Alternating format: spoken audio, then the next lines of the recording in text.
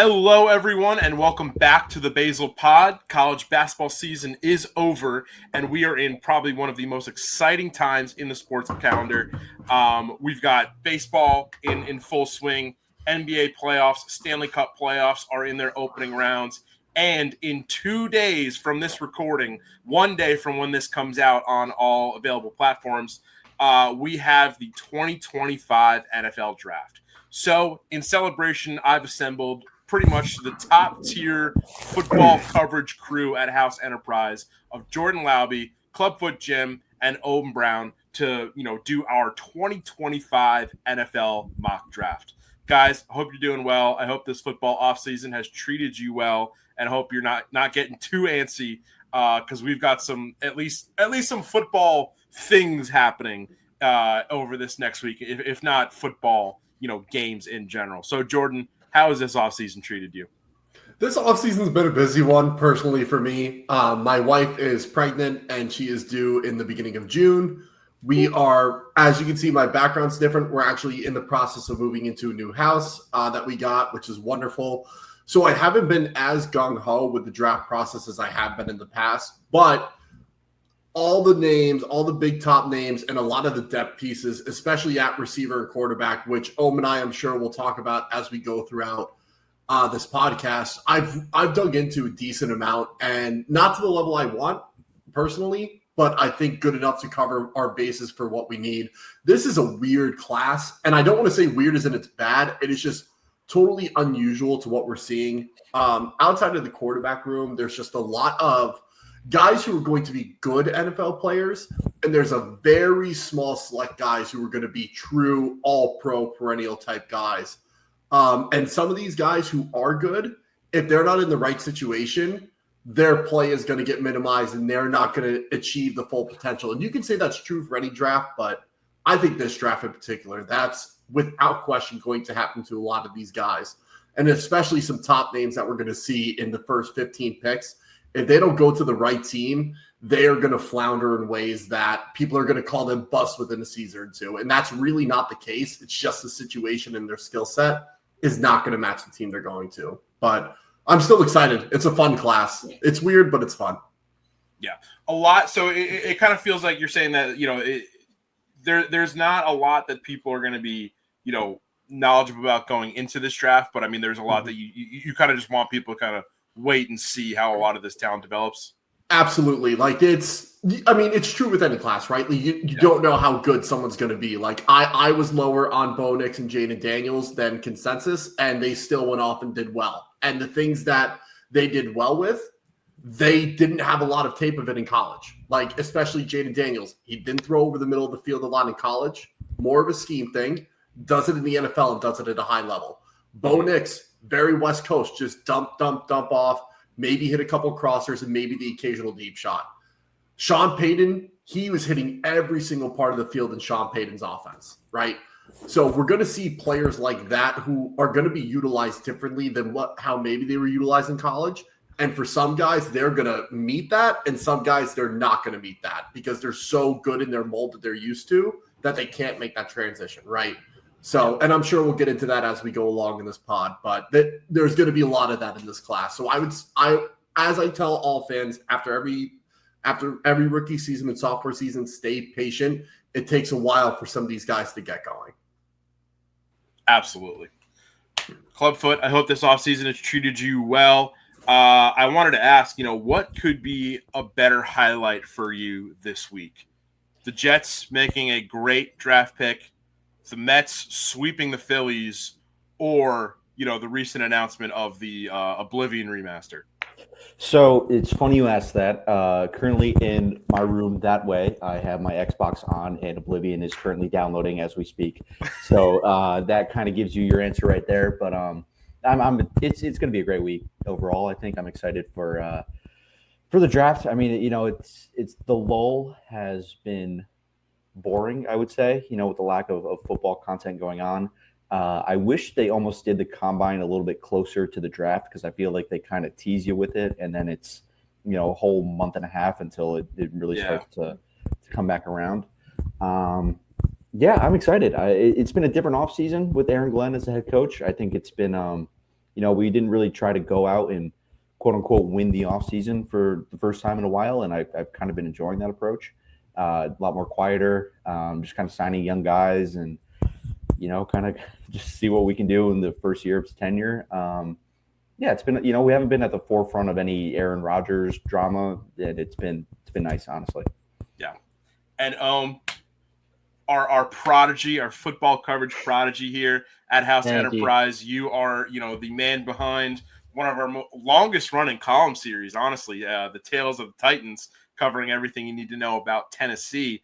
So without spoiling, what they could do in the first round, for you as a Titans fan, what just in terms of general strategy, what do you feel like the Titans should do this weekend that can get, fans kind of on board for this season or just the next couple seasons in the future?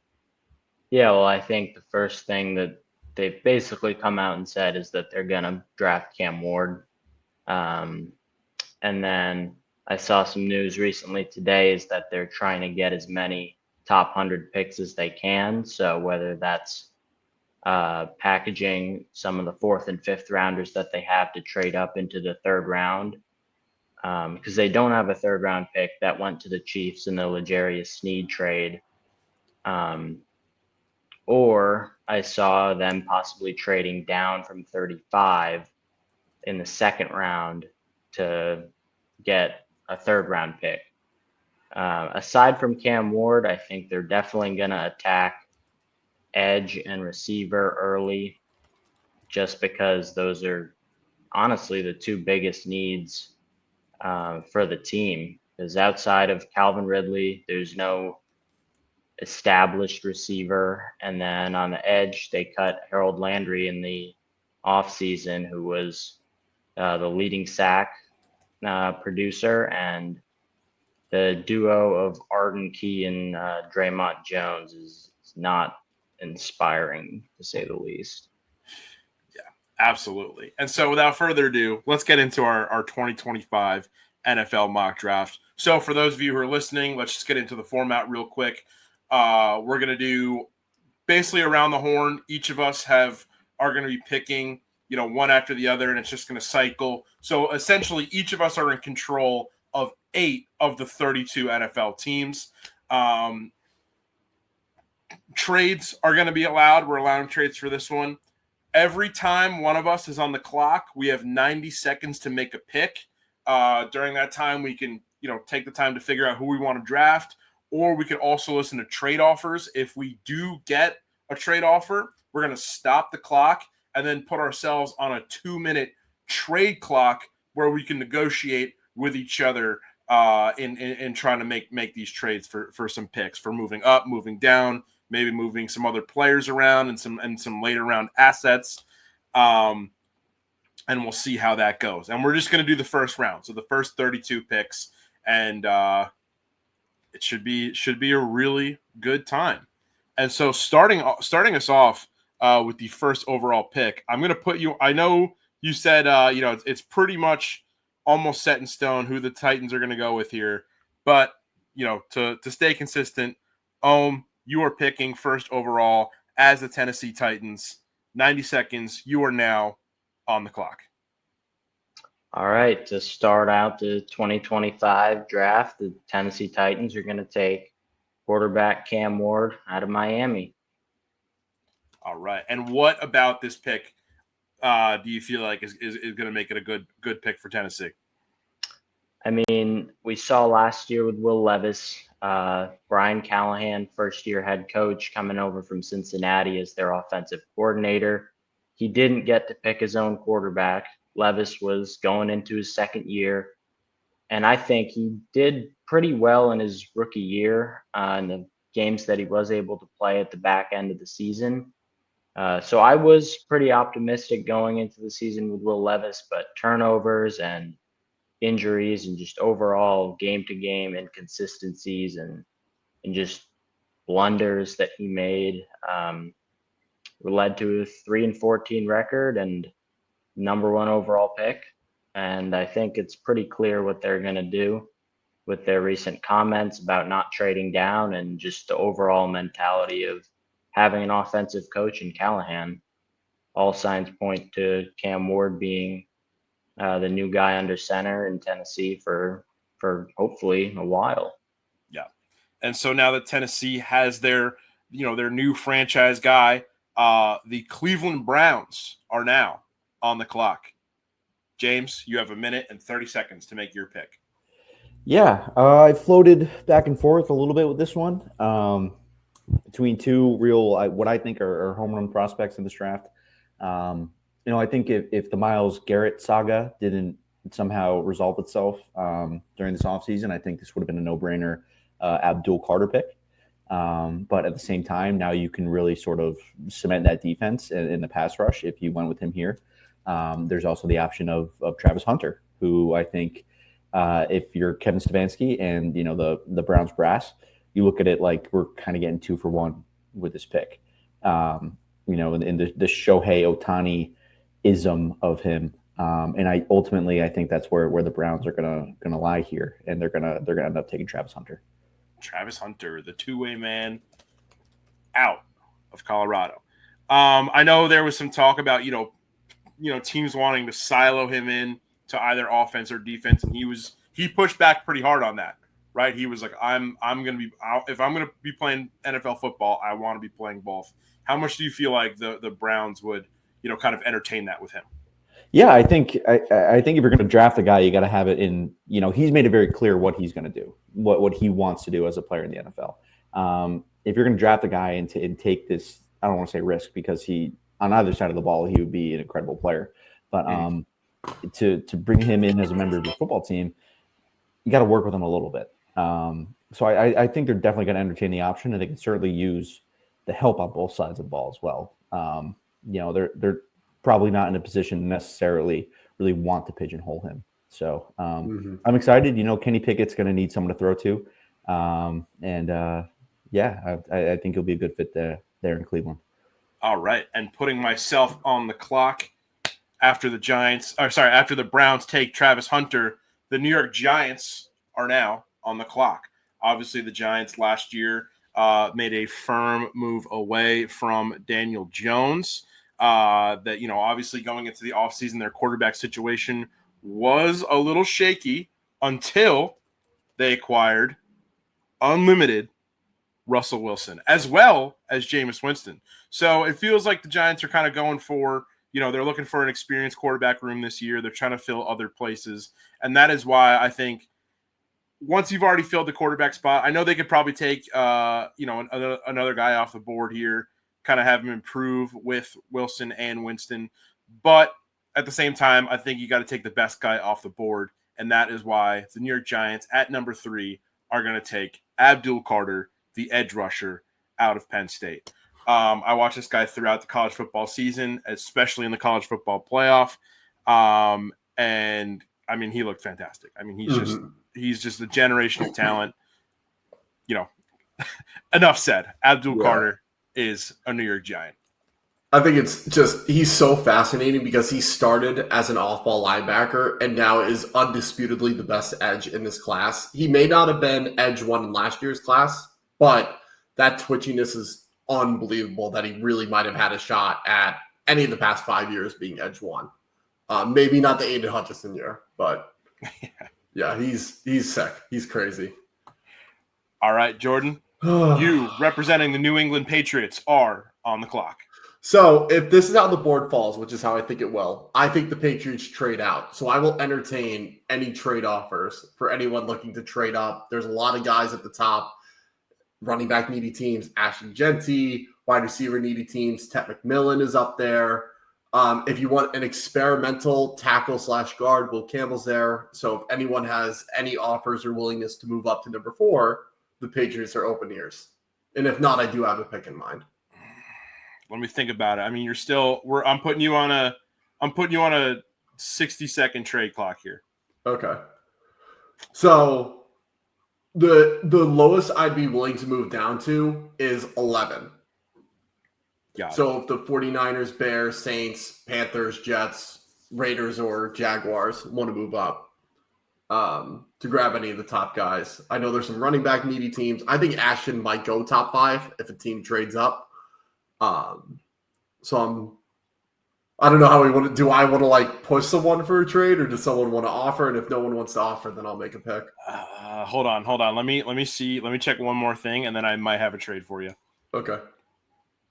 And for the listeners at home, when we do these trades, we're not going to go in depth into picks and stuff like that. If it makes sense for a team to move up and a team to move down, we're just going to swap picks and call it a day. Yeah. See, none of the next teams up that I have in that pick range that you're looking for have a need for a running back. Like I feel like all the teams I have next can probably just get a guy in their positional need to fall where they are. So I'm going to take the trade offer clock. Oh, you got some though? Yeah, I mean, I feel like I have the Saints at number 9 with the Derek Carr news of his injury and just that overall. The Saints they have no cap space. Kellen Moore's their new coach. I feel like they could trade up for someone like Shedeur Sanders. Is that an offer?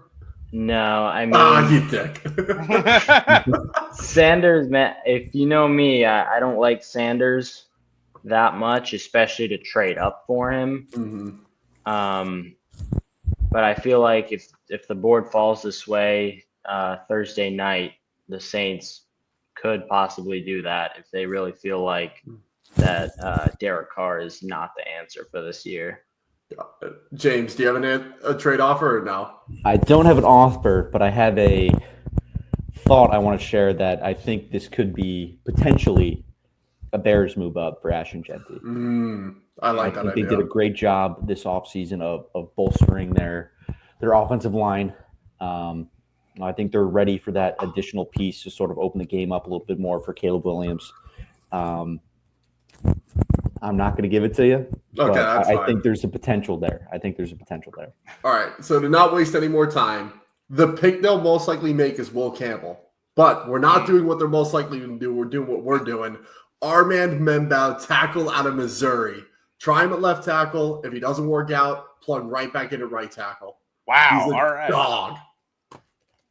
What about Armand Membao being a dog? Like, I mean, what in his tape have you liked? He's a mauler in the run game, right? Like he's not just going to block a guy out of his gap. If he can get you off balance and put you in the ground, he's going to do that. If you're a linebacker standing 5 yards away on the backside of a run, he's not just going to let you stand there. He's going to go attack you and let you know he's there. Past that, his footwork could use some work, but for his size, he does move very well. He has patient hands, and he's just a wide-bodied human. So for him to move the way he does and have violent hands, that's prototypical what you want in a franchise tackle. Now, we're going to see how he works on the left side. And again, if he doesn't work after a year, plug him back in on his natural right side, find a left tackle in next year's draft or free agency when there's a bigger pool of that open. Right now, there's no real good or what I feel are franchise left tackles in this draft. Yeah.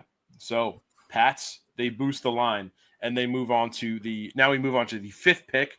And that is the Jacksonville Jaguars. And Ohm, you will be picking for Jacksonville. 90 seconds. You are now on the clock. All right. So the Jags, I mean, they could really go anywhere. Their roster is kind of bleak. Brian Thomas was really good last year. I mean, they really could go anywhere. They need a lot of help. But I think that their best option really would be to pick Mason Graham from Michigan, the defensive tackle, which is what I'm gonna do. And I mean, they just need an anchor on that defensive line. I mean, Trayvon Walker, number 1 pick from 2022, is on the edge. He hasn't really lived up to the number 1 expectations, and if they want to get back to the playoffs, they got to shore up that defense. And I think Mason Graham is the best player available at this point in the draft. Yeah, absolutely. Mason Graham, a solid pick, and he will head to Jacksonville. Now, up at number 6, we've got the Las Vegas Raiders, who just hosted at their stadium WrestleMania 41. I don't know if any of you guys were watching that. Pretty insane weekend in which John Cena won his 17th title. There's kind of been a thing recently about WrestleManias as they've been hosted at NFL arenas this decade. Every team that has hosted WrestleMania has made the playoffs. So, James, with the 6th overall pick, what can the Raiders do to keep that streak alive? Yeah, I think if Membao was here, that would be a good pick for them. Getting Geno Smith in there, you want to get that protection up for him. I think it's interesting to see him reunite with Pete Carroll. I think that's probably the best thing for Geno Smith in his career, and it's something that Pete Carroll's comfortable with. On the topic of Pete Carroll, I think he's a guy that likes to run the damn ball. And with the number 6 overall pick here, we're going to go with Ashton Genty. Nice. I'm good with him anywhere else except the Raiders. Okay. All right. Let's hear it. No, I love JT. His tape is crazy. I have him on my board. He's my number 3 prospect. It was between him and Carter for number 2. No surprise, Travis Hunter's number 1. But I love his tape. I actually think that would work in Dylan's favor because then he wouldn't be forced to get, 15, 20 touches a game. Then he can work on a lighter load, 8 to 12, if he gets those opportunities right. So selfishly, I don't like the move for Dylan's production this year, but I like it in terms of Dylan's development and how he'll be used in that offense. Because Chip Kelly's going to use multiple running backs. It's not going to be a 1 or 2 man show like it was last year. All right, and with that, the New York Jets are on the clock, and I am in control of the New York Jets pick. Obviously, a big offseason for the Jets as they moved on after 2 seasons from Aaron Rodgers. Obviously, not the Rodgers era is not even close to what Jets fans and the Jets organization hoped that it would be for reasons both way out of their control and just for just poor team building overall. And then in the offseason, they acquired Justin Fields. It looks like he'll be kind of, leading the way. They could go quarterback here. I mean, there's still some good skill position players. I mean, I would love for them to get a solid wide receiver or tight end here. But I think the biggest thing that I've always just been so frustrated with while watching the Jets year after year is the offensive line. So I think the Jets are going to go offensive tackle here, get one of the best guys off the board, and that being LSU's Will Campbell. 2-time All-SEC player, consensus All-American in 2024. Just a fantastic offensive tackle out of LSU. And hopefully this will start a good streak of the Jets finally having the offensive line that they've so needed for literally the past decade plus. And with that, we'll head over to Jordan, who is picking 8th for the Carolina Panthers. Before I make my pick, who are you moving to the right side? Olu Fashanu, or are you putting Will Campbell on the right side? That's tough. I mean, I guess I would put Olu on the right side just because, I feel like if you have a rookie coming in, you'd probably want him to just get comfortable on the side that he's been used to in college. You know what I mean? Absolutely. And even so, even if there's a competition for the right side, I don't mind a deep, bench for offensive Absolutely. tackles. Just get every guy we can. Literally, you need it. It's a fun thoughts experiment because typically you like seeing that, right? Like rookies sticking to their side. But the Saints moved Fuaga from the right side to the left side, and he actually performed very well as a rookie for the Saints on that side. And I think Troy Fatanu, also for the Steelers before he got hurt, they were experimenting with him on the right side as well when Broderick Jones really wasn't panning out. But again, that's neither here nor there. Let's make my pick. Panthers, everyone's going to say defense, defense, defense. No, get Bryce his number 1 option. Give him Ted McMillan. I think Travis Hunter is going to be the best receiver in this class when the career is said and done. If he plays the volume of receiver, I think he will. Ted McMillan is the best pure receiver in this class. He's got great hands, very good mover for his size. He can climb a ladder. He's one of the few receivers in this class that will actually attack a ball and not wait for it. Like if he's running a curl route, he's not waiting for it. He's going after it. If it's a comeback route and it's inside, he's not just sticking his arms out. He's dropping his hips and readjusting. He's very, very good receiver. Bryce Young and him are going to have an awesome connection for years to come. I don't necessarily agree with the Mike Evans comps, but you can see there are shades of Mike Evans in this play style. 1,300 yards this season for the Wildcats on a on a Wildcat team that did not do very well, to say the least. But yeah, a lot of talent, and Carolina might be one of the more fun teams to watch heading into 2025. Picking ninth for the New Orleans Saints, a team that we mentioned could trade up depending on the Derek Carr situation. But as of now, they have stayed where they are at 9. You are now on the clock. Yeah, like I said, with the real Saints, they very well could take Shedeur Sanders here. I do love the Tet McMillan pick for the Panthers. That's where I had him going in my mock. I think just getting Bryce Young, all the weapons he can have is a great thing. But for the Saints, I'm going to go on the opposite side of the ball, and the guy who will possibly lock McMillan down for years to come, and Will Johnson. Getting a nice young potential top cornerback duo with him and last year's second rounder, Kool-Aid McKinstry. I think the Saints, with the cap situation they're in, they're going to have a long rebuild. Just take defense, let the offense figure itself out. You can go Jackson Dart in the second round. Jalen Milroe is also an option. I think reaching for Shedeur Sanders would be just a bad pick, really, when you can get a guy like Will Johnson to be a potential lockdown corner in a division where really it could be anyone's in a couple of years. That's a great pick. I really like that. And do you feel like, should they go Will Johnson in the first round? Do you feel like that it only increases the possibility of them going for a quarterback in the second round? Yeah, I would say so. Because, Derek Carr, he's an all right quarterback, but he's making a bunch of money. He's had the injury issue last year, which is still apparently not fixed or not going well in recovery. We saw Spencer Rattler last year. He didn't look like an option. I think that they're sitting at, number 40 overall in the second round. If Jackson Dart does get to that pick, I think that they would take him or even trade up. But they got to come out of this draft with at least an option at quarterback for the future. I would be very surprised if they don't take one at all. Yeah, absolutely. All right, James, you are picking for the Chicago Bears. A minute 30 on the clock. This is a really, really fun pick. Really excited to see what Ben Johnson will do when given the keys to, not just the offense, but an entire team.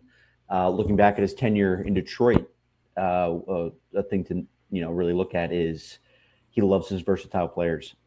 He loves his guys that aren't just pigeonholed into one area on the offense. He likes his linemen that can go out and catch fades in the end zone. I look at who I think is one of the most versatile players in this draft in terms of where he lines up on offense. And that's Tyler Warren. So the number 10 overall pick, the Penn State tight end, is going to go to Chicago. Nice. That's such a fun pick. Oh my God. Yeah. That is a fun pick. I love he'll just line up anywhere. You can put him in line, you can put him at the fullback, you can put him in the slot, and he will dominate. He truly is, I think, not necessarily this year's Brock Bowers, but he's kind of his own sort of. He's got his own sort of game, which I'm really excited for. He's just a bowling ball on the field. He's awesome. He's a beast. He carried that sorry Penn State passing attack all year. I'm a Penn State hater. I do not believe in James Franklin at all. And I was so surprised when they made it to the semis, but it really was on offense because of Tyler Warren. Yeah, and what he's not afraid to do as well is he's a good blocker, which, at the end of the day, you're looking at to extend the career of Caleb Williams and help him succeed.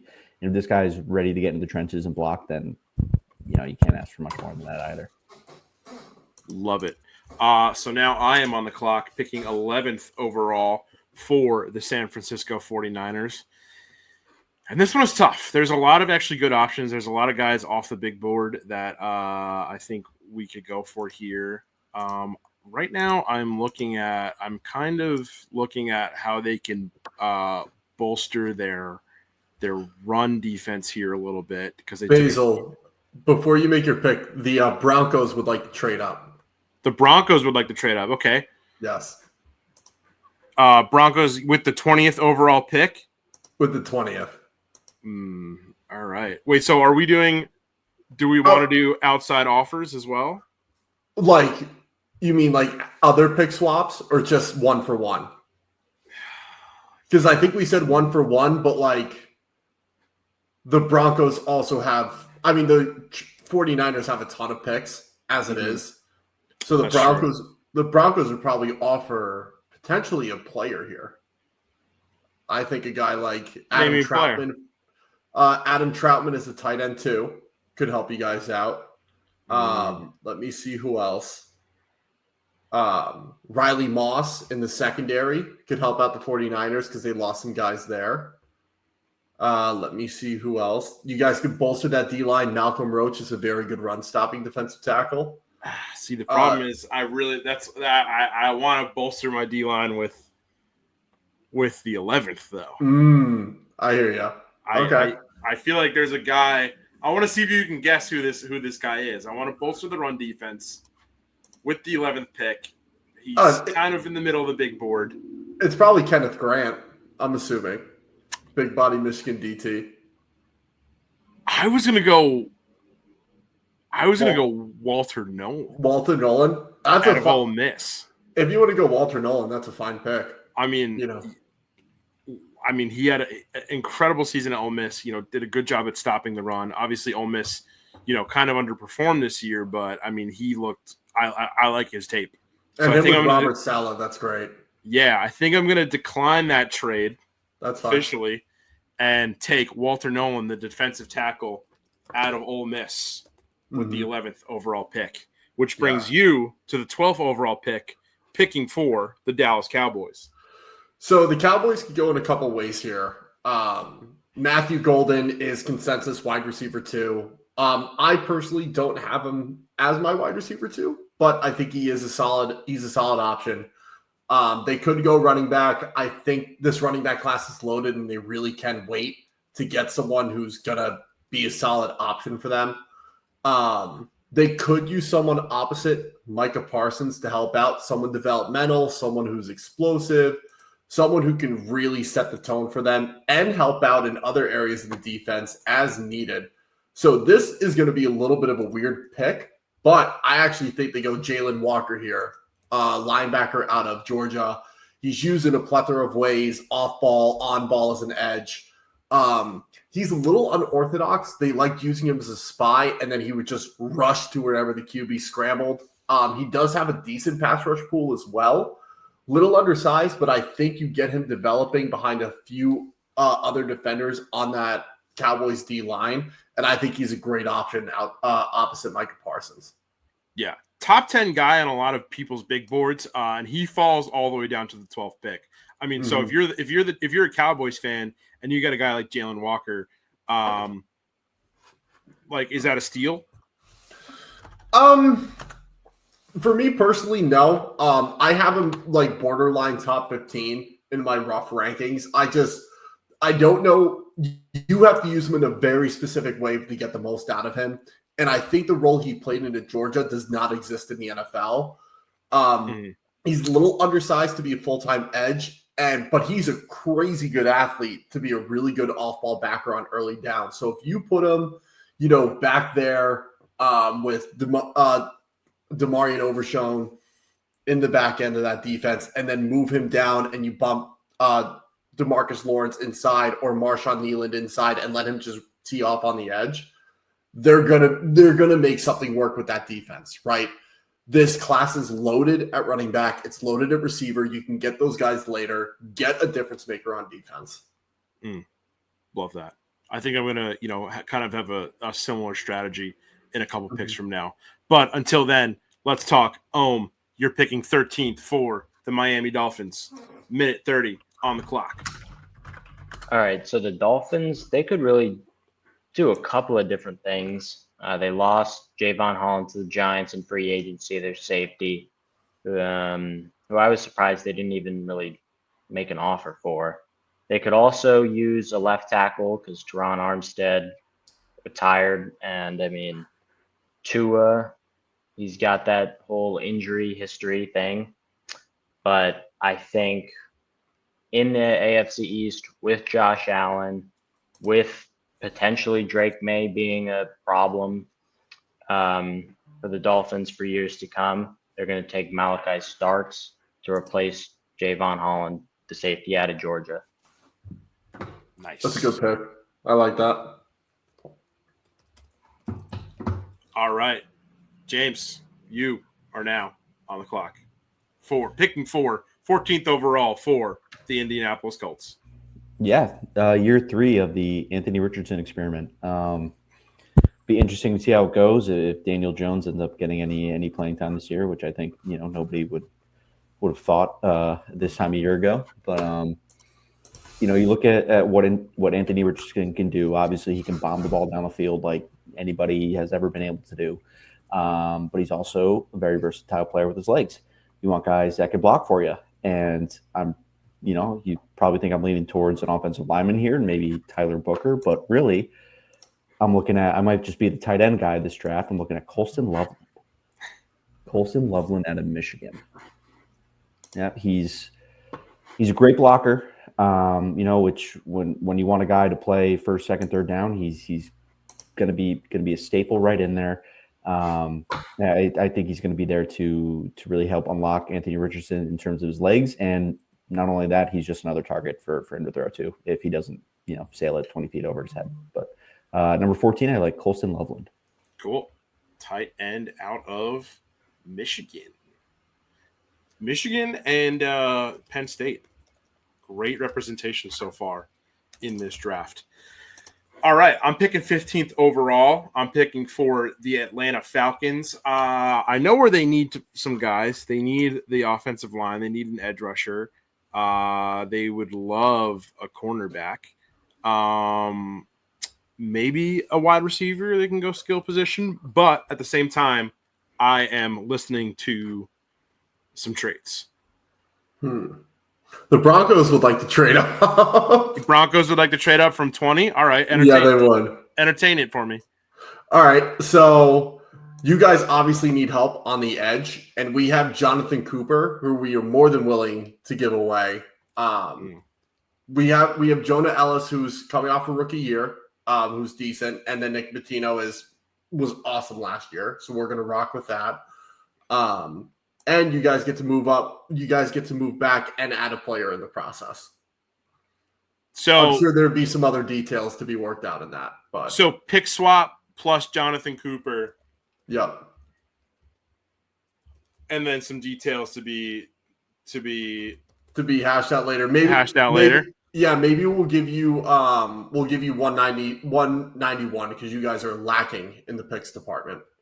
Yeah. All right, I'll take that. Let's get it going here. So now the 15th overall pick has been traded to the Denver Broncos for Jonathan Cooper and an asset to be named later. Yes. So now, Jordan, with the Denver Broncos, you are now on the clock. The Broncos have been lacking at running back for years over years since Philip Lindsay had 2 great 1K seasons in a row and then fell off the face of the earth. They need someone who's explosive. They need someone who can catch out of the backfield, and they need an ass kicker pass protection. What better option than Travion Henderson out of Ohio State? This guy, he's my running back too. I'm not going to say he was close in grading to Ashton Genty for me, but he does have the juice they need, the great top end speed. He can make guys miss in space. There's really not many weaknesses in his tape. He's great at carrying the ball too. I think only 1 fumble in his entire college career, which is wonderful. So they're going to love having him in that backfield. Audric Estime is going to be their big bruiser on 3rd and 4th downs when they need quick yardage. But Travion Henderson should be the lead back out of that backfield as a rookie. Love it. Travion Henderson out of the Ohio State University is a Denver Bronco. And I'm Jordan, curious. since Sorry. you go. You go. Just, curious why Travion Henderson over Omarion Hampton or Quinshon Judkins. I think Omarion Hampton he struggles a little bit with his lateral quickness, and that pops up more than often on UNC. Like he's a very versatile player. He's got good size as well. But I think what sets running backs apart in the NFL is that ability to get lateral and make guys miss in a phone booth. I mean, Bucky Irving, we saw that last year. He was my RB1 in last year's class. Probably the worst athlete at running back in that class, but he can make guys miss in space. He can find those cutback angles and abuse them. He's not going to beat you with top end speed, but because he can make those one or two guys miss, he's going to turn a 2-yard gain into a 10-yard gain. And he's going to make he's small. He's 5'8", less than 200 pounds, and he makes things happen in space. So Travion Henderson brings that ability for the Broncos that Omarion Hampton doesn't, and he's got the great speed and great pass protection and just juice that a lot of running backs are missing in today's game. Love it. Sweet. Absolutely.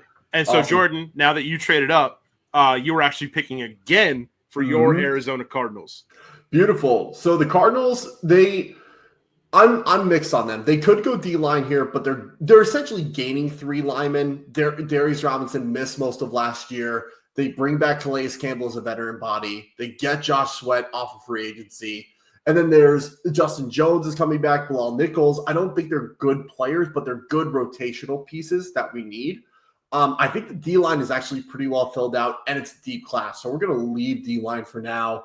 They could use an off-ball backer, but the Cardinals have a really bad history of drafting them in years past, so we're going to skip on linebacker. We could beef up the O-line, but we can wait on that a little bit.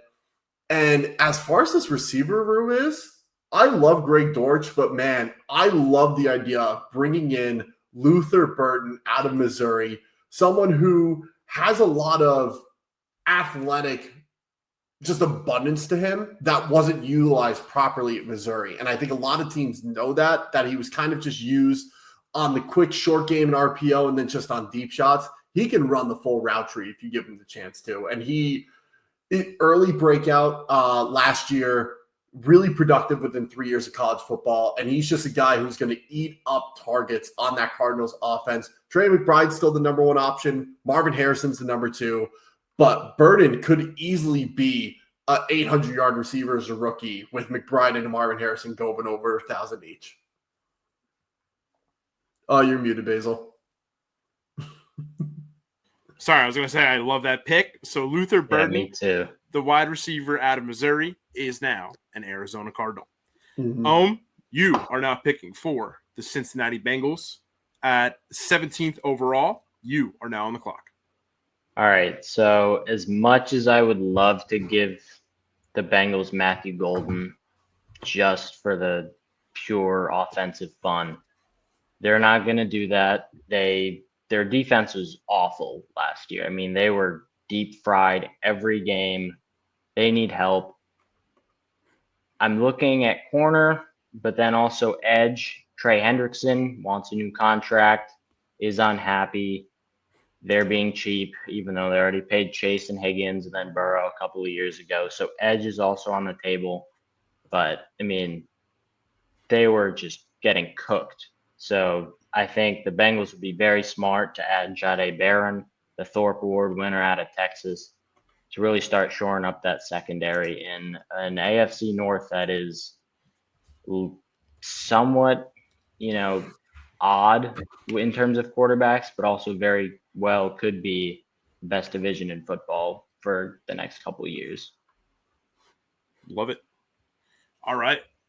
Jim, picking for the Seattle Seahawks at 18th overall. You are now on the clock. Yeah, this is another interesting pick. I think they can go in a couple different directions here. I think edge is a need. I think shore up that secondary that Ohm just talked about. I think that could be a possibility as well. I know Mike McDonald worked really well with Kyle Hamilton over in Baltimore. But what I like here, which is something that John Schneider doesn't typically do within the first couple rounds of the of the draft process is go interior offensive lineman, but one that has flexibility to go outside to center. And that's with Gray Zabel out of North Dakota State. Wow. Every year, there's this guy at the Senior Bowl. Think, what's his name? Trevor Penning out of I forget where he was. Northern Iowa, I Northern believe. Iowa. Yep. To New Orleans a couple of years ago. Didn't exactly pan out, but there's always these guys, these FCS players at the Senior Bowl that just come in and are wrecking crews. And that was exactly what Gray Zabel was this year.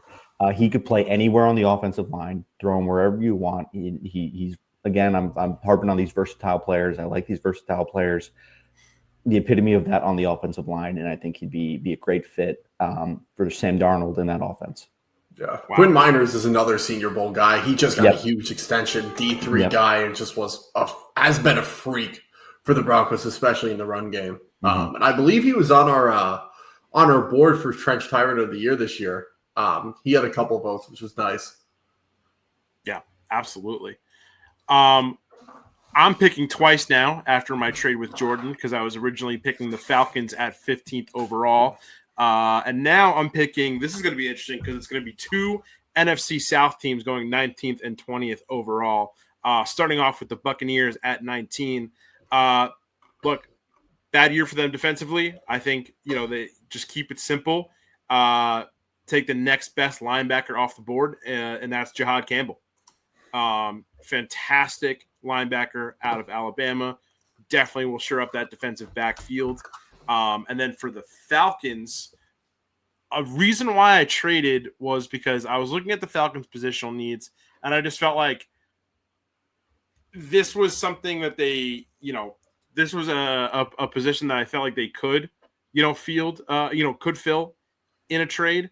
And now I'm going to, give myself a little bit more time on the clock. I might use the full minute and 30 seconds to see what my, kind of new options here are for the Falcons. While you look that up, Jihad Campbell is a perfect protege to learn under Levante David. David's going to be on his way out in the next year or two. And Jihad is so freaky athletic. And we talk about lateral movement for running backs, just as important for linebackers. And I think getting to learn how to be a big body defender on the inside from Levante David and then use his athleticism to develop his coverage skills in the NFL, that's a perfect pairing, having those two together. That's a great pick. Mm-hmm. So since the Falcons filled linebacker with by acquiring Jonathan Cooper in that trade with the Broncos, I think I'm going to stick with who I was originally going to pick for the Falcons. And honestly, just trading down to get him kind of makes me just feel a bit more better about the pick. I feel like I'm getting a little bit more value out of picking this guy. And I'm going to go Mike Green, the edge rusher out of Marshall. Jordan, what are your thoughts on that pick? I think he's super freak athlete. He's got really good leverage strength. He's not the bendiest edge rusher in the world. There's a lot of times he'll get too far up in the pocket and allow the quarterback to scramble up in the pocket. I think that's more just him not being coached well rather than him not being bendy. But I think having an edge rushing group of you get Arnold Ebiketie in there, Leonard Floyd, and then in that trade, you get Jonathan Cooper and Mike Green. That's a really good deep four rotation that the Falcons, frankly, have never really had in modern day football. So I think it's going to be really solid for them. Mike Green, great developmental pick. He can kind of learn the ropes, probably play 400, 500 snaps his rookie year until he fully can become a full-time defender. I think he's great. I love his tape. All right. And now we're getting into the part of the draft. We got the last 12 picks here. Now we're getting into like some bona fide playoff teams, right, from last year. So this is always an interesting portion of the draft because it's just trying to see, how some playoff teams adjusted from maybe some key losses or just how, guys that teams that just came up short are looking to just kind of bolster their way into, just making it one or two rounds further than last year. So starting off with the Steelers at 21st overall, you're on the clock. All right. So, I mean, the Steelers, they've obviously have a glaring need at quarterback. They're definitely going to address it in the first 2 rounds because, I mean, they're not going to go into the season with Mason Rudolph under center. And most people probably think Shador Sanders would be the pick. Personally, I just don't see the hype looking at his tape. I had him ranked as my 4th quarterback overall. And that's why, for me and the Steelers, I'm going to go with my 2nd quarterback behind Cam Ward is Jackson Dart out of Ole Miss. I think he's Nice. just a really high upside guy. And he's going to throw to George Pickens, DK Metcalf, and just, have a really good defense. He doesn't have to do too much. Kind of really just needs to be better than Kenny Pickett and Russell Wilson and, the Justin Fields experiment from last year. But they're getting a guy who could end up being the best quarterback out of this draft class in, 5 years' time. Nice. Love that pick. Sorry if I'm seeming looking a little distracted. I just got a breaking news update that Fordham Basketball, which is a team that I cover pretty closely for House Enterprise as well as A10 Talk, are vacating all of their wins and records from the 2021 to 2023 seasons. So that's a pretty big news story for the Fordham Rams there. But we'll get into more coverage of that at a later time, I guess. And we're going to go over to Clubfoot Jim with the 22nd overall pick. You are picking for the Los Angeles, not the San Diego, because I still call them the San Diego Chargers sometimes. The Los Angeles Chargers. God, I wish they were still the San Diego Chargers. Me too, man. Quick comment on Jackson Dart. Saw a graphic today that made me fall in love with the guy. He wears the eye black on one eye coming down like this because it makes him think he's Anakin Skywalker. So yeah, he's I love that too. I saw that was a great quote. Yeah, that's like, all right, cool. Yeah, I'm sold on him. 1-1. But for the Chargers, I think this is a sneaky running back play. I know they signed Najee Harris, but I think that you could still look for some other outside help. But really looking at their roster and the changes it's gone through this offseason, they've lost 2 really big interior offensive linemen in Poona Ford and Morgan Fox. So I think they want to plug up the middle of the field, find a run stopper, and they go and take Derek Harmon, the defensive tackle out of Oregon. Nice. Harmon's a really good pick. He's just super twitchy as a pass rusher. He can plug right in at nose, give him help on the inside that they desperately need. And he moves surprisingly well he's another guy who just moves really well for the size he has. Which there's a lot of those in this draft, but Derek Harmon especially for what he can do. As someone who kind of played nose, played some 4-eye as well, he's just a freak. Yeah, love that pick. All right, now it's up to me picking for the Green Bay Packers at 23rd overall. Put myself on the clock at 1:30. There's a lot of ways you can go with this Green Bay team. I think obviously the first option is definitely cornerback, but I would love to see them maybe pick up a solid wide receiver. I feel like it's interesting. I feel like we're picking. We've definitely gone for positional needs so far in this mock draft more than we've gone, just best guy off the board, which is definitely not a bad thing. But I think I want to be fun here. And I noticed that when you took Luther Burden, Jordan, I feel like you kind of went down. There was a couple good wide receivers that were not that you kind of passed over. Obviously, it just felt like Burden would be a better fit for the Cardinals than some of the other guys.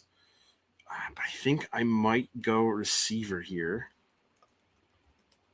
And I think I'm going to take Matthew Golden, the wide receiver out of Texas. That's a great pick. Yeah, I don't know. I really love him. I think I'm just, picking a lot of the guys that I liked watching throughout this college football season. But yeah, I mean, I think he's great.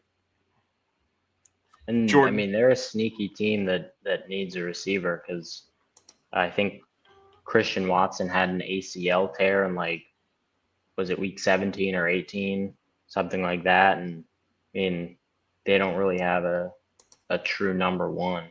Mm-hmm. Mm-hmm. Golden he's an interesting prospect because he did have a foot injury last year, and that's why his 40 speed doesn't really show up on tape. But even before that, I never really saw that he had 4.29 speed show up on an all 22 film of him. But other than that, he's just a really, really polished receiver. I think he's a high floor, mid to low ceiling kind of guy. I don't think he'll ever become a true wide receiver one, but I think he's going to be a very good number two who can plug into the slot, be your deep threat. He'll have multiple 1,000-yard seasons, but if you're looking for that true X, I don't believe it's Matt, but that's not to say he's not good. He's going to be a very good Z/slot type receiver, in my opinion. Yeah, I agree. I think that his ability to just, in the short game especially, I mean, watching the Arizona State playoff game, watching the SEC championship game, that was their only option really to throw to for Texas. And he showed up in all parts of the game. And I do agree that the 4.29 speed doesn't really translate that well for him on the field, but he's still a really good catch and run guy who, I mean, I would love to see him in Dallas next to CD Lamb, sort of like an AJ Brown, Devontae Smith type of deal there. But I think that he could definitely be a really productive and explosive receiver, especially in a system like the Packers. Absolutely. And we're in the final 9 picks of this draft. And Jordan, you are picking for the Minnesota Vikings. You have 1:30 on the clock. Yep. So there's a defensive back that a lot of people would feel inclined to take in Nick Emanwari. I'm not going to pick him. I'm honestly was not a fan of his tape. I think he took some pretty poor angles at times. He's going to be stuck in a box safety role in the NFL just because his free safety tape is pretty atrocious, in my opinion. And I don't think he's the best box safety type guy in this draft. I think he doesn't play as big as his size is to be an overhang player. They also have Josh Metellus, who already plays that role, and he does very well in that role. So I think they go to an other side or to the other position in the secondary. They need a cornerback. And not to say that, Byron Murphy's going to be their nickel. Okay, Mekhi Blackman hasn't really done much. He hasn't really gotten an opportunity either. Isaiah Rodgers is fine for what he is. They need someone who can truly lock down people. And I'm taking someone, they're going to take a risk on this, but they're okay with taking the risk because they want him to develop anyways. They're going Siobhan Revel out of East Carolina. He is, you talk about traits and you talk about high ceiling. Siobhan is that. If he recovers well from his ACL surgery, which it looks like he's on track to do, this could be someone by year 3. We're talking about a top 10 corner in the league. Like he is sticky in man coverage. His ability to phase in and out of zone is awesome. He's what NFL cornerbacks need to be in this day of the NFL. There is some footwork stuff he does need to work on, but his athleticism and speed well makes up for that on the back end. Nice. Yeah, and Maxwell Harrison has not been taken clubfoot. All right. But before you get to your pick at 26, let's go over to Ohm, who at 25 is picking for the Houston Texans. All right, so I think this is kind of a no-brainer. I know probably Texans fans want the sexy pick and the receiver because they did lose Diggs to free agency and then Tank Dell to that gruesome knee injury, but they did add Christian Kirk. And CJ Stroud somewhat regressed in his sophomore year, and part of that was because he was just seeing the sky and his back was on the grass every down. And so that's why we're going to keep a Texas guy in Texas, and the Texans are going to select Kelvin Banks, left tackle who won I think it's the Outland and the Lombardi Trophy as the best lineman. Both of those awards for this season in college football. Nice. It's kind of confusing to call an award the Lombardi Trophy. And you know where he was a lineman? Fordham University. Come on, guys. 7 blocks of granite. Wait, was he actually? Oh, yeah, that's right. Yeah, he was. Fordham has a football team? Fordham does have a football team. They've had a football team for a very long time, except for a couple years where they didn't in the 60s. They never forget Bryant game-winning field goal 2018, baby. Yeah. 42 yards out. Luke Samperi. Oh, my God. Yeah. Yeah. Wow. Let's go. I think, actually, don't quote me on this. I'm pretty sure this is true. During the, brief, almost, about a decade-long period where Fordham did not have a football team, they had a club football team, which I think won a club football national championship. I do remember going to a football game, and then there was some club football team from, the 60s got honored, and that was pretty cool. But hang it in the rafters. Exactly. I digress. Let's get into the 26th overall pick, which we might have had a little bit of a spoiler for, but James, who you got coming to the Rams? Yeah, I love Maxwell Harrison. I think they need secondary help. I think he's twitchy. He's fast enough to keep up in man-to-man coverage. Obviously, he ran 4.28 at the combine, but he's got good enough awareness to where he's usable in zone as well. I don't know. I'm a big fan of this guy, and in NCAA football, he never declares for the draft. He always goes into the transfer portal, so I always try to grab him when I can. But love it. All right, I am picking 27th overall for the Baltimore Ravens. I'm going to put myself on the clock with 1 minute and 30 seconds. This is tough. I mean, the Ravens had a solid defense last year. Pretty much a top 10 defense. They came up short in the playoffs once again.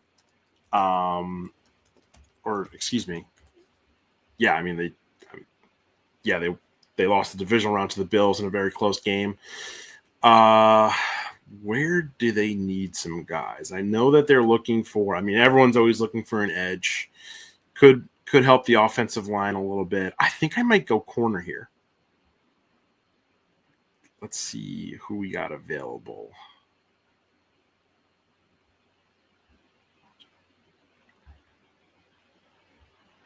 Damn. Took some really good corners in these last couple of picks. Got to be honest with you.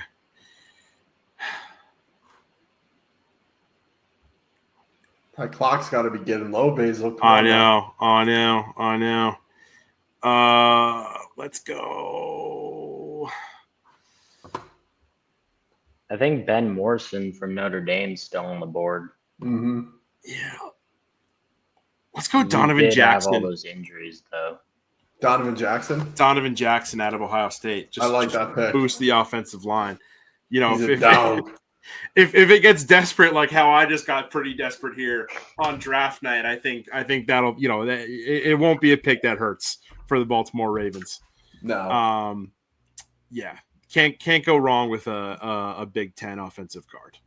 Yeah, and look, he's someone who he played tackle this year and actually did pretty well there. His main position is guard, which they probably need. If Andrew Voorhees has not recovered the way he should have, then he's going to start at guard right away. And if any of Ronnie Stanley or Roger Rosengarten go down, kick him out the tackle, bring Voorhees in, or Ben Cleveland, whoever is better of the two. I think that's a really, really foundational good pick for the Ravens. And flexibility is key. Kind of like with my Will Campbell pick, like you said, Jordan, you kind of want to see a guy that can play both sides or in Jackson's case, move from guard to tackle. And he played about a quarter, actually, of his games in college at offensive tackle. So we'll see how that goes. All right. Moving on to the 28th overall pick, the Detroit Lions. Jordan, you are now on the clock. So there's a lot of ways the Lions can go. Everyone's going to point to defense. I will say, do not be overreactionary just because the defense was super injured last year. They were looking for guys and stuff like that. And as I say that, I see someone on the board who would actually be a really good pick here. You could go interior O-line. The guard and interior O-line pool is not deep at all this year. Tyler Booker is still up at the top of that. He's someone who could plug in really nicely there. There's a few offensive tackles who might move inside, like Marcus Mbao out of Purdue, but I don't think he is a first-round pick. Same thing with Jonah Savinia. I probably got that name wrong, out of Arizona. But we're going to bring it back to the D-line, and they need someone who's flexible. He can play inside, outside, do everything that this defense needs him to do. And I think he's going to go top 15 on the actual day of the draft. But I love this value here. Michael Williams out of Georgia. You want a guy who's a fundamental football player and will be perfect in Detroit. Michael Williams. He's a good run defender. He's got some decent chops as a pass rusher. People will look at the production and be like, oh, he didn't produce. He was playing as a 4-eye most of the time. He was playing inside the offensive tackle. When you look at the tape, when he's truly lined up as an edge, that pass rush, those chops that he's had, they show up on tape time and time and time again. He's going to be a really good piece for them. I think he'll end up being the starting DN as the season goes along. He'll bump inside on third and long pass rush situations, or they'll keep him at edge. He's just super versatile and super good for this Detroit defense. Love it. We are now in the final 4 picks. The Washington Commanders, you're picking 29th overall. How do they beat the Eagles? Stop the tush push. I mean, that's kind of how anyone's going to beat the Eagles.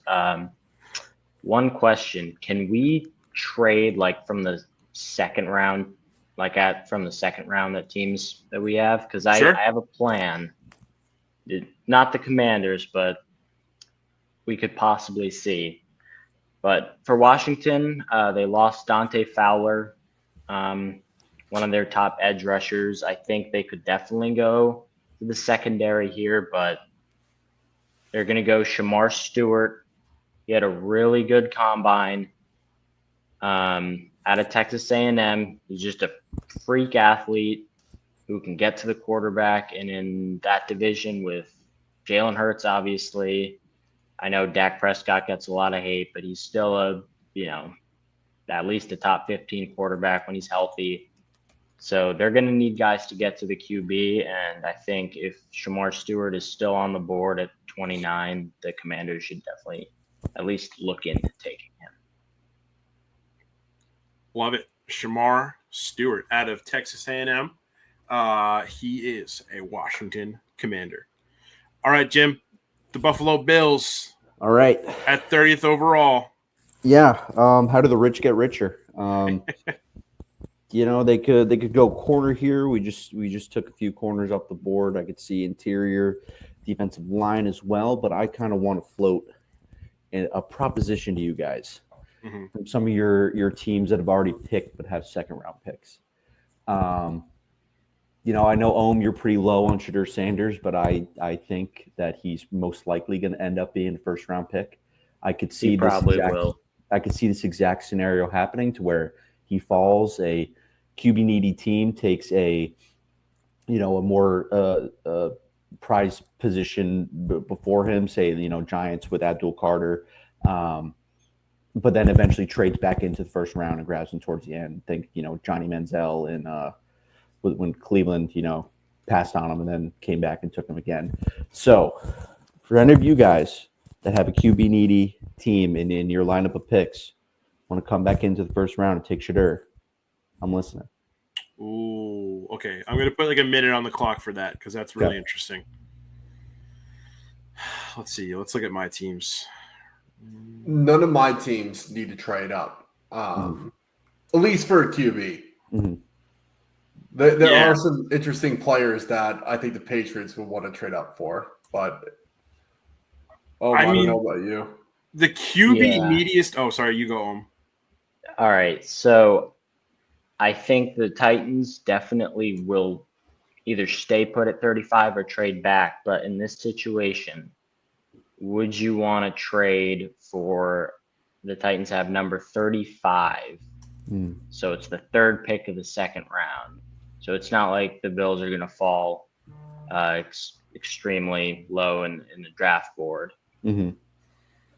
And as a proposition, let's say the fourth round, the first pick of the fourth round, which is number 103, and then maybe like a third rounder next year. I could see realistically the Bills doing something like this. I think they want to just kind of take some draft capital and yeah, you know what? Let's do it. Let's do it. All right, Titans are on the clock. So I'm not incredibly high on this guy, but if he was to fall to 30, and the Titans definitely need receivers, Calvin Ridley is the only, proven guy. I know Cam Ward said some BS about Treylon Burks being like top 5 or something, but I mean, that trade still haunts me. But we need a receiver. We also need edge. But no one's taken Emeka Egbuka, and I think at 30, that's a great value for him, especially for the Titans getting Cam Ward at 1. He doesn't have to produce as a number 1 receiver with Ridley. And I think just having that connection of Cam to Egbuka would be pretty lethal in the AFC South. Love it. So the Titans trade up back into the first round and get Emeka Egbuka. 31, it's the Super Bowl runner-up, Kansas City Chiefs. This is a really tough one for me because I feel like if they go the way I think they could go here, I mean, I feel like it kind of answers a burning question for the Chiefs right now. And what is the future of Travis Kelce? Like, I mean, obviously it seems like he's hanging out soon, but I also feel like their tight end room, they got Noah Gray, they got Robert Tonyan. Like, I feel like they don't really need a tight end, but there are also some good tight ends that they could go for here.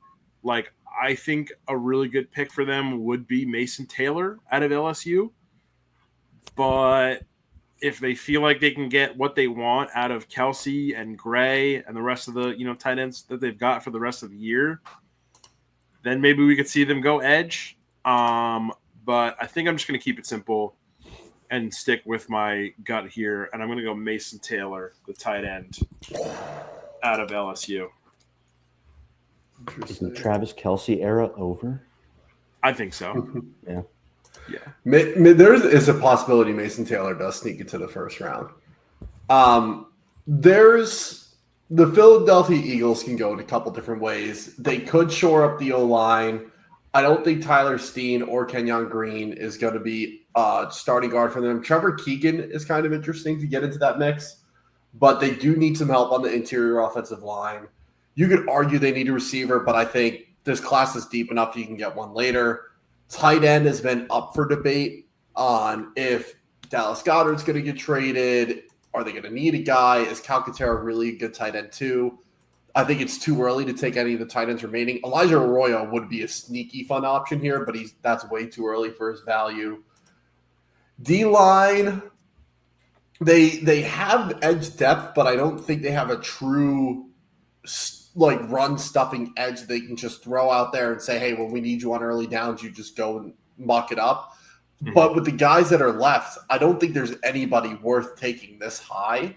And then the secondary, there's no safeties that are good enough, in my opinion. There's no corners that are good enough. So if anyone wants to trade back into the first, I think the Eagles would be interested in trading back. But if there's not, I have an idea who I'll take here. Yeah. All right. And so with the final pick of the first round, ending the night with the Super Bowl champion Philadelphia Eagles, Jordan, who do you got? No one wants to trade in for 32? Let me look my picks real quick. Can I?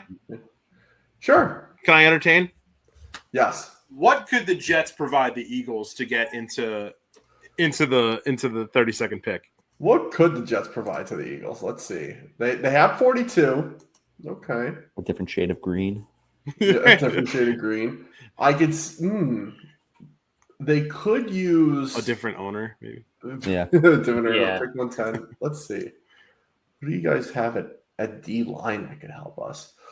Ooh, there's a few guys here, but you guys are gonna want them. Let me look at secondary. Let me see what picks the Jets have. Yeah. I think their secondary is just so shallow that the Jets are picking twice. They don't have their seventh. They have their first 6 picks plus an extra 5th round pick plus an extra 6th round pick. I would entertain 42, 110, and 186 for 32 and 164. So 32, 110, 136. So the Eagles would trade away 32 and 164 for 42, 110, and 186. That's it. All picks, no players. All picks, no players. Let's do it. May I? Oh, okay. I will be open. The Cleveland Browns are making a call. All right. The Cleveland Browns are making a call. Okay. To move up 1 pick. To move up into the first round and get that what's it called? That 5th-year option. Okay. All right. Obviously, you get 33. Okay. All right, we'll give you 33. We'll throw in 67 as well. Okay. We'll throw in 103. 103 or 104? Because I see 104 on here. I see 103 on mine, but okay. Either way. Just for 32? Just for 32. Beautiful. Done. Sorry, cool. Sam. Not all good. I love it. With the 32nd pick in the 2025 NFL Draft, the Cleveland Browns select Shedeur Sanders. Yeah, there we go. I can't believe you held to 32, bro. It had to happen. It could happen. That's who I was going to take with if I got that Jets trade to work out. I mean, because it's like he's there. Well, I saved us from getting Shedeur Sanders, so you're welcome. They tried to Hunter, right? Say again. You picked Travis Hunter, right? Yes. That would actually be really fun to see. Yeah, that would be crazy. The NFL socials fired if Dion becomes coach of Cleveland. Yeah, they try to rectify the wrong of Deshaun Watson. You got to imagine I feel like all the Browns are still cards cursed, come though. out for that, right? The Browns are still cursed. Yeah, I mean, like there's no way that would work even if Deion Sanders was there. Like, yeah. There's the Browns. I mean, again, it's like being a Jets. Who the fuck's a Jets fan? It's just no matter what. It just not me. I'm wearing a Texans hat. It just no matter how much you try to fix it, it cannot be rectified. But that'd be fun. That'd be a lot of fun. I'll be frank with Shedeur. He was the hardest player to evaluate in this class, in my opinion, because the offense they run is nothing comes close to what is being run in the NFL level. He does not have the best arm. He's not a good athlete, in my opinion. But let's put it this way. If the 49ers needed a quarterback, San Fran is running to the podium to pick this guy because he would be halfway decent in a Shanahan offense. Where you're just picking and pointing where you're getting the ball to and you're scheming shit up to get guys open. He would do well in that. I don't know how well he's going to do in any other offense, personally. Mm-hmm. But in a Stefanski-style offense, which is similar, he could work out. He's there with his buddy. Mm-hmm. With Deion's adoptive son. Got an okay offensive line to help him. Yeah. Better than anything out of Colorado. All right, guys, that is a really solid Jeff board. I'm very excited to see how things shake out. I think there's going to be all right. If you had to predict how things are going to be really different from how we pick this draft, let's go around the horn and give one. I mean, I feel like considering the amount of buzz that there was for the Browns and the Giants swapping, trying to trade out of their picks today, I feel like we could see, and we didn't even entertain really any picks for that. So I feel like that could be one big difference maker come actual draft day. But for you, Jordan, what are your options? So in terms of like trading out or just like how our board fell versus what's going to happen there? Yeah, just how the board falls. Players, trades. I actually really like our top 11 picks. I think Jalen Walker, if I could redo it, I think Mikel's going to go top 15. And I probably, if I could redo my pick, I would pick Mikel here at 12. But for what it is, Jalen Walker seems like a Jerry Jones type pick, and I wouldn't be shocked. Malachi's really good for the Dolphins. I think that's what might happen if this is how the board fell. Colson Loveland, very much Colts type pick. Zabel is interesting. He's someone that could go round 1 for sure. I still think Shadur is going to be the second quarterback off the board. But I agree. I don't think the Steelers take him at 21. I think they would trade back, if anything, in that position. Some guys, Kenneth Grant, I was shocked to not go round 1. He is a very, very good defensive tackle. I was thinking about him for Bills, but in this scenario, they can still get him. I actually think if he's available 22, I think the Chargers take him because of the Jim Harbaugh connection. But Derek Harmon is also a good pick. Calvin Banks slid a little further than I thought. I could see, except maybe Mason Taylor, just because I think you could wait another round for a tight end personally. I do like Mason Taylor. I think he's solid. And they do need someone to take up the reins after Kelsey retires.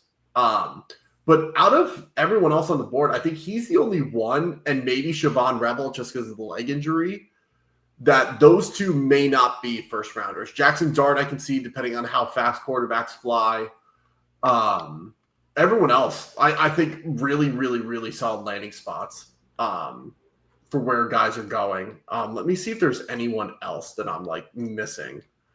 We missed a great opportunity for Colston Loveland. That's funny. That's jokes right themselves over here. That's a good one. I think even with the injury, Josh Simmons could be a first rounder. James Pierce, Omarion Hampton. Trey Amos has been getting some buzz lately as a late first round guy. He could be up there. Josh Connerly is another one. And then someone who I think has a really high ceiling and is my wide receiver 5, Jaden Higgins. Could sneak into the back end of the first round. Love Jaden. He is so damn good, dude. I know Ohm has a little bit of a different opinion than I do on that. Yeah, I got him a little lower, but I do see a lot of positives on his tape where, I mean, he's going to get open. You need guys like that who aren't necessarily going to, take the top off the defense every play, but I tell you, in football games with nice, consistent gains, and he's one of those guys. Yeah, absolutely. All right, Any guys. thoughts? Yeah. Well, what are your thoughts, Basil? Anything from you? No, I love this board, man. Yeah.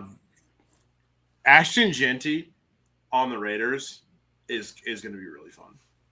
Absolutely. Obviously, if that happens, like I feel like we're, let's, I want to treat our board as real as it can be. It'd be interesting taking a running back just for him to be the number 2 behind Dylan, but true. Yeah.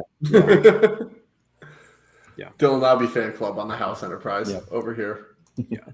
That'll be a really fun running back room. But overall, I think our board is great. If you want some even more great draft coverage, you're coming out with a 2-round mock draft, solo on the blog. That's dropping the same day that this podcast comes out. So right after you finish this pod, go to house-enterprise.com/the-blog for Ohm's thoughts on the full first 2 rounds of this year's draft, plus where he thinks the Titans could, kind of hone in on their picks. And that's what we've got. We've got a great, setup for you guys to get ready for the, the rest of the NFL offseason. Jordan, could you walk us through kind of key dates until we get to, I guess up until the Hall of Fame game around August? Yeah, pretty much. So obviously we have the draft this upcoming weekend, and then we'll have OTAs coming up. I want to say, let me pull this up so this way I'm not speaking out of turn. Normally they happen around June. Let me see dates. This is what I want. I'm seeing May 27th. Yeah, some teams report May 27th. It's usually teams that have a new head coach. They get the extra days. And then June 2nd to the 5th, essentially, are the other dates for that. So OT is for that, and then people are allowed to go home and just do their own thing with their families in their own hometowns, and then they'll be coming back. Usually they report the first week of, or the last week of July is when teams will come back, and then they'll start training camp. Most teams are almost all teams, I think all teams actually have reported back for voluntary workouts, or involuntary workouts, excuse me. Those are happening. Those have been happening since April 8th for most teams. So other than that, then we're just waiting for the Hall of Fame game in preseason to kick off in the middle of August. Nice. Love it. All right, guys, the offseason continues. Hope you're as excited for this year's NFL draft as we are. Again, make sure you check out house-enterprise/the blog for Ohm's 2-round mock draft, as well as his thoughts on the Titans draft strategy. Make sure you keep checking out house-enterprise in general for great updates on the NFL, continued college basketball updates as we navigate through the transfer portal. Baseball season, we're in full swing. And anything else our fantastic writer staff has to offer for you guys. So for Jordan Laube, Clubfoot Jim, Owen Brown, I'm Sam Basel. This has been the Basel Podcast, and we'll see you guys next time.